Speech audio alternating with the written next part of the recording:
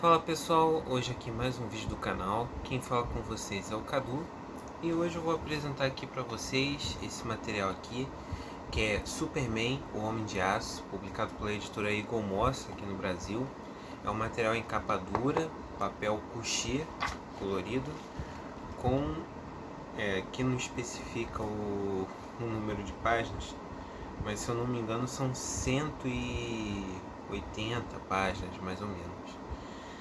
Bom, gente, esse material aqui, ele compila as edições de Man of Steel 1 a 5, publicados originalmente entre outubro a dezembro de 1986, e Action Comics número 1, publicado em junho de 1938, que é a primeira aparição do Superman. Essa aqui é a 8ª edição dessa coleção da Eagle Moss, mas dá para você ler tranquilamente. Aqui seria a origem do Superman pós-crise, quando o John Byrne foi contratado para fazer essa ressignificação do personagem. Eu acho que, de certa forma, apesar de por muitos não ser considerada a melhor origem do personagem, é de certa forma a mais popular, porque ela tem uma fórmula muito simples, muito direta. O que acontece nessa história aqui? Aqui o John Byrne ele descarta muito dos elementos do pré-crise. Por exemplo, o Clark ele não vira o Superman, ele não vira o Superboy, por exemplo, ele já vira o Superman. Ele já se torna um herói adulto, ele não se torna um herói adolescente. Então, de certa forma, é eliminado aquele negócio de, por exemplo, ele já ter as aventuras dele desde jovem, dele começar pulando ao invés de voando e por aí vai. E você tem também uma ressignificação em Krypton, por exemplo. Aqui, Krypton era uma sociedade totalmente estranha. Você não tinha reprodução sexuada, por exemplo. Era junção de genomas. Algo como que o Zack Snyder fez em O Homem de Aço, o filme dele. Só que o Jor-El e a Lara eles não tinham contato físico, por exemplo. Era uma sociedade fria, sem emoções. E o planeta ele entrou em colapso exatamente por essa mesma sociedade controlar ele, a temperatura, o clima. Era um planeta que era totalmente controlado também. Então, de certa forma, o John Byrne ele transforma a cultura kryptoniana em algo até pejorativo, por exemplo. E aqui o Superman ele não nasce em Krypton, ele nasce na Terra. Ele vem numa matriz gestacional, é uma parada totalmente ficção científica mesmo. Ele vem na matriz gestacional dentro da nave e ele é gerado basicamente aqui no planeta, transformando ele num terráqueo nato, por assim dizer, apesar da biologia ser outra coisa. Aqui, ao longo dessas 6 edições, o John Byrne ele não vai fazer igual ao Batman 1, por exemplo, do Frank Miller. Ele não vai mostrando o ano, os meses que vão se passando, não. Ele vai mostrando estágios da carreira do personagem. Na primeira edição, a gente tem, por exemplo, a gente é apresentado a Krypton, a arte do John Byrne, sempre muito boa, diga-se de passagem. Ao Clark, adolescente. Aqui ele vai descobrir durante a adolescência que ele é um alienígena, ele não descobre na sua infância, apesar do Barney mostrando aqui ao longo da história que durante desse interstício dele criança até adolescente ocorreram certas coisas estranhas com o personagem, e vai mostrar a jornada dele pelo mundo até ele decidir se tornar um Superman.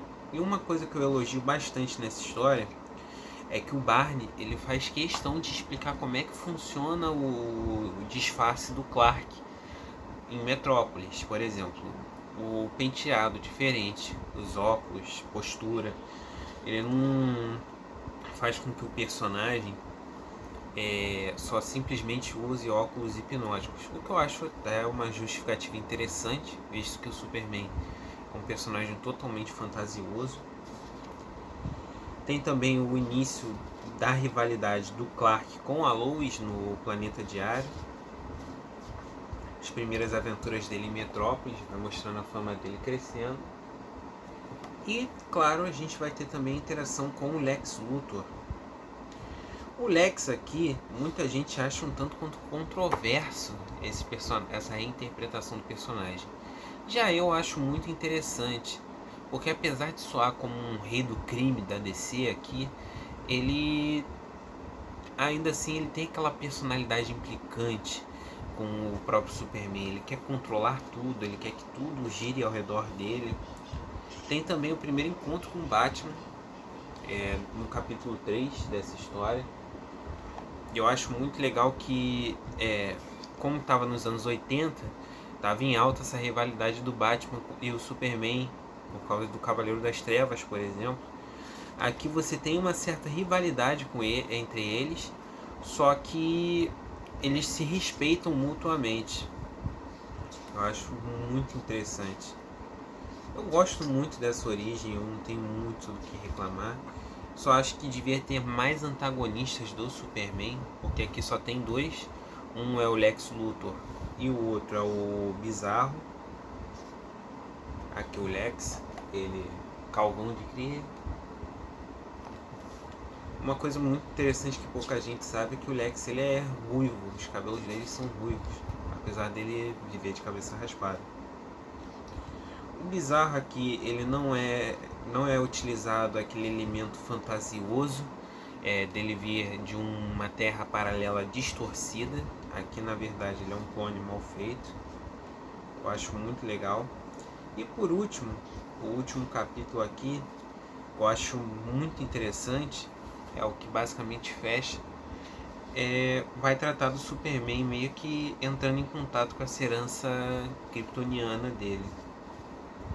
Ele voltando para Smallville depois de muito tempo, descobrindo coisas novas e tudo mais. É uma origem muito legal, gente, vou ser bem sincero.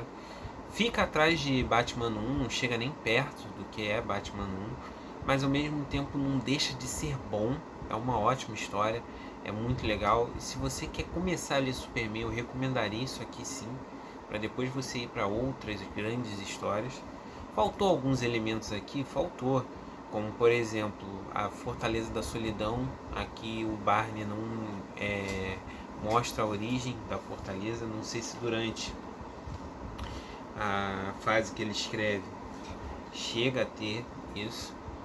Por último aqui, a Eagle Moss ela tinha esse hábito de colocar alguma edição importante do pré-crise do personagem, e aqui seria a Action Comics número 1, primeira aparição do Superman, desenhada pelo Joe Shuster, se eu não me engano. Aqui é uma origem bem rápida, as histórias, pelo menos do Joe Shuster e do Jerry Siegel, são muito rápidas, então você não tem aquela leitura maçante. Que nota eu dou para essa origem, gente? Eu dou uma nota 8.5. A arte do Barney aqui está muito boa, o roteiro muito ágil, você não tem aqueles abusos de, como é que eu posso dizer, conceitos e tudo mais. Você entrega ali os coadjuvantes mais importantes, como os pais adotivos do Clark, o Lex Luthor e a Lois Lane. Você é bem introduzido a eles. Falta Jimmy Olsen, dentre outros, mas isso vai ocorrer com o tempo do pós-crise do personagem. Por enquanto isso aqui é bom, isso aqui é muito bom. Há controvérsias realmente, mas pra mim é uma origem muito boa, gente. É um texto muito legal e foi marcante, querendo ou não. É uma obra que, apesar de muita gente achar que envelheceu mal, na minha concepção, envelheceu muito bem. Então é isso, gente. Espero que vocês tenham gostado do vídeo.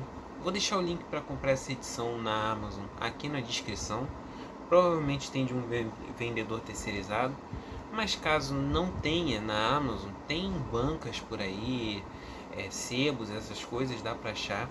Também dá para achar isso aqui na Saga do Superman volume 1, que eu acho que é o volume mais fácil de achar, porque eu acho que a Panini fez uma tiragem grande, então muita gente revende esse volume, por exemplo. Então é isso, espero que vocês tenham gostado do vídeo. Comentem o que vocês acham dessa história, se vocês acham ela ruim, péssima, texto datado, ou se vocês acham um texto ágil, uma história interessante, muito legal de se ler. Então é isso, gente. Valeu, obrigado e tchau, tchau.